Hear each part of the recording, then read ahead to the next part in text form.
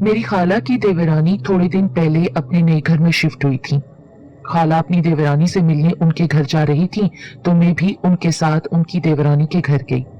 खाला की देवरानी की बेटी माहा मेरी बहुत अच्छी सहेली थी और हमने साथ स्कूल पढ़ा था। माहा मुझे देखकर काफी खुश हुई और बहुत गर्मजोशी से मिली। माहा मुझे लेकर अपने कमरे में आ गई। हम बहुत देर तक अपना स्कूल का जमाना याद करते रहे। पुरानी शरारतों को याद करके खूब हंसते रहे। बातों बातों में माहा के पुराने घर का जिक्र निकला तो मेरे मुंह से बेसाख्ता निकला, पिछले 20 साल से तुम लोग उस घर में रिहाइश पजीर थे और बकौल तुम लोगों के हम लोग अपना ये घर कभी नहीं छोड़ेंगे, तो फिर ऐसा क्या हुआ था कि तुम लोगों ने आनन फानन अपना वो घर छोड़ दिया। मेरी इस बात पर माहा थोड़ी देर के लिए तो बिल्कुल चुप हो गई। जब मैंने बहुत इसरार किया तो आखिर उसे अपना घर छोड़ने की वजह बताते ही बन पड़ी। तो आइए ये वजह सुनते हैं माहा ही की जुबानी। 18 फ्लैट्स पर मबनी ये 38 साल पुरानी इमारत, जिसमें छोटे छोटे फ्लैट्स आमने सामने बने हुए थे। हम पिछले 20 साल से उस इमारत में रिहाइश पजीर थे। हमारा घर तीसरी मंजिल पर था। हमारे सामने फ्लैट्स में मेरी खाला रहती थी। उस इमारत में जो सामने की तरफ फ्लैट थे, उनके कमरों की खिड़कियां गंदी गली में खुलती थी। वो गली गंदी गली के नाम से इसलिए मशहूर थी क्योंकि वहां हर वक्त कचरा वगैरह पड़ा रहता था, कूड़ों का ढेर था, बड़े बड़े बरगद के दरख्त थे। वो गली अजीब सुनसान और वीरान थी, इसीलिए लोगों ने उसका नाम गंदी गली रख दिया था। मेरी खाला के घर में शुरू से एक अजीब सी खामोशी महसूस होती थी। बहुत से घर के अफराद होने के बावजूद भी एक पुरअसरारियत थी। हम तमाम बिल्डिंग वालों में आपस में बहुत मोहब्बत थी। एक दूसरे की खुशी गमी में शरीक होना। शाम को औरतें अपने काम से फारिग होकर छत पर आ जाती थीं और हम बच्चे खेल कूद में लग जाते। यूं ही हंसते खेलते हम कब बड़े हुए पता ही नहीं चला। कुछ दिनों से बिल्डिंग में चैनगोइयां हो रही थी, मगर कुछ समझ नहीं आ रहा था कि बात क्या है। हमारी नीचे फ्लैट वाली आंटी, जिनका बेटा 16-17 साल का था, वो क्रिकेट का दीवाना था। हमारी गली में ही बिल्डिंग के लड़के अक्सर नाइट मैच रखते थे। मेरा भाई खेलने नहीं गया था क्योंकि उसकी तबीयत खराब थी। मेरी शादीशुदा बहनें रहने आई थी तो हम मिलकर बातें कर रहे थे कि एकदम हमें आंटी की चीखों की आवाज आई, जिस पर हम सब घबरा गए। मेरा छोटा भाई नीचे देखने गया तो पता चला कि वो लड़का अपने घर के आगे बेहोश पड़ा हुआ है। आंटी ने बताया कि 4 बजे जब उनका बेटा घर नहीं आया तो अंकल ने सोचा कि उसको ढूंढने के लिए नीचे गली जाकर देखता हूँ। जैसे ही अंकल ने अपने फ्लैट का दरवाजा खोला तो अपने बेटे को सामने बेहोश पाया। होश में आने के बाद वो काफी खौफजदा था।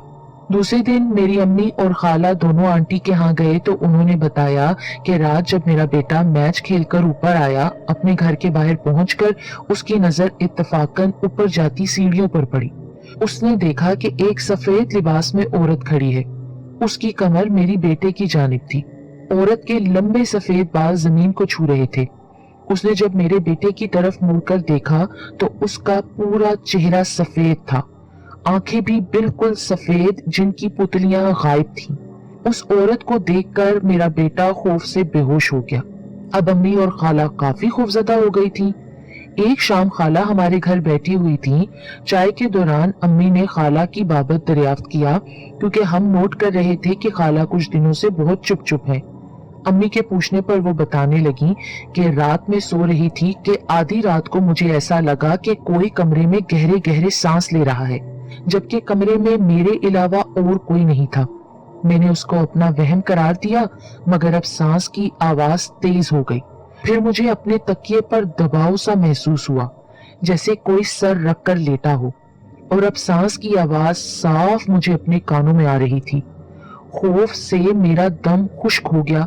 मैं आंखें बंद किए बिस्तर पर साकित पड़ी रही। खौफ के मारे मैं करवट तक नहीं ले रही थी।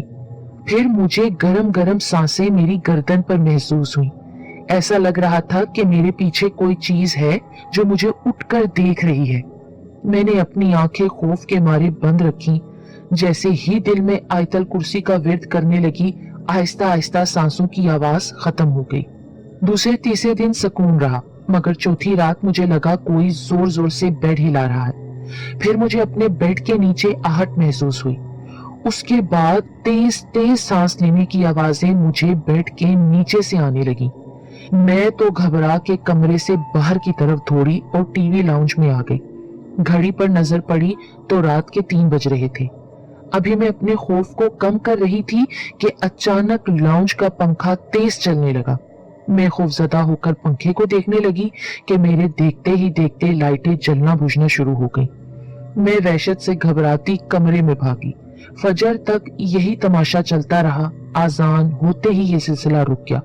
खाला की इस बात से हम सब खौफजदा हो गए। खाला ने एक बुजुर्ग को बुलाया तो उन्होंने खाला की खिड़की से नजर आने वाली गंदी गली की जानिब इशारा करके बताया कि इस गली में जो दरख्त है उस पर बहुत ताकतवर आसेब है। ये दरख्त एक चुड़ैल का मस्कन है जो जाने कब से यहाँ पर कब्जा की हुई है, और सामने जितने भी घर हैं जिनका रुख गंदी गली की तरफ है, अब उन घरों को ज्यादा खतरा है। पहले ये पुरस्कार मखलूक खामोश थी, मगर अब ये अपनी मौजूदगी जाहिर कर रही है। अब अक्सर रात में बिल्डिंग के लोगों को वो औरत चढ़ती दिखाई देने लगती थी। खौफ हमारे दिलों में बैठ गया था, मगर अल्लाह का शुक्र है कि ऐसा कोई वाकया हमारे घर वालों के साथ अभी तक पेश नहीं आया था। मगर एक डर तो था ना, जो किसी वक्त भी रोनमा हो सकता था। अब शाम होते ही सब अपने घरों में चले जाते थे। बिल्डिंग में पहले वाली रौनकें खत्म हो गई थी।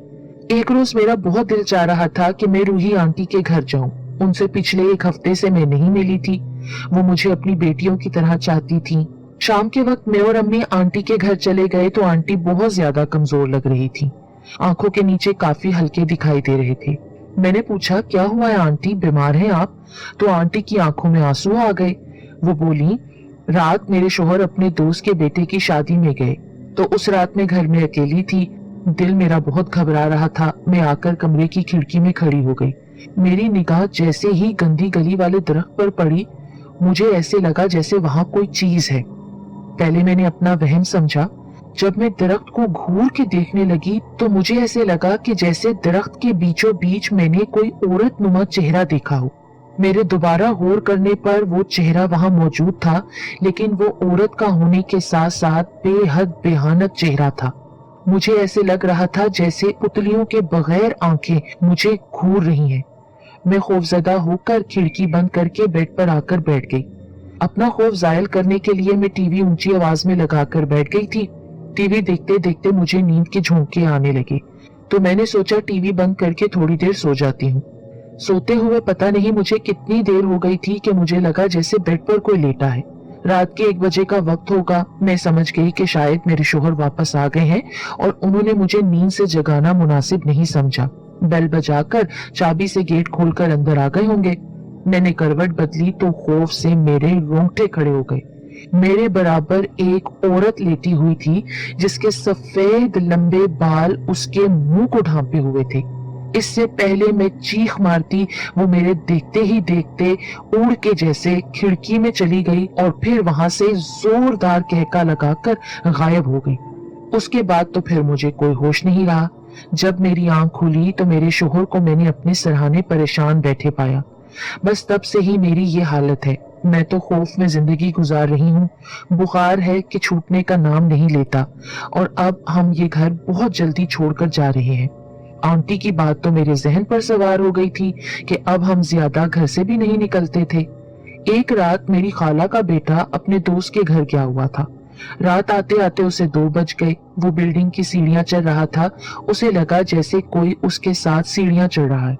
उसने पीछे पलट कर देखा तो वही औरत आहिस्ता आहिस्ता सीढ़ियां चढ़ रही थी। मेरा कजन तो खौफ से वहीं दीवार से लगकर खड़ा हो गया। उसे जैसे कुछ याद आया और उसने दिल ही दिल में आयतल कुर्सी पढ़नी शुरू कर दी।